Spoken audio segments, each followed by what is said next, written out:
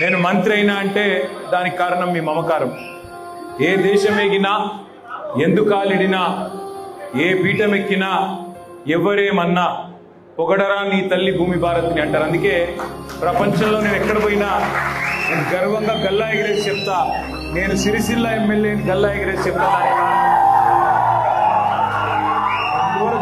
మళ్ళీ చెప్తా ఉన్నా, ఇదివరకు చెప్పినా మళ్ళీ చెప్తున్నా, నాకు జన్మనిచ్చింది మా తల్లి శోభమ్మ, కానీ రాజకీయంగా జన్మనిచ్చింది మీరందరూ. అవకాశం వచ్చింది ఒక 10 ఏళ్ల పాటు. పెద్దలు జీవన్ రెడ్డి గారు చెప్పినట్టు పెద్దలు కేసీఆర్ గారి దయ, మీ ఆశీర్వాదంతో మంత్రిగా పనిచేసే అవకాశం వచ్చింది.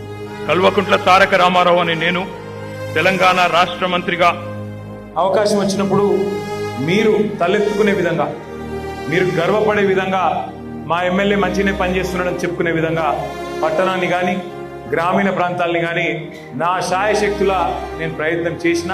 దానికి సాక్ష్యం మీరు.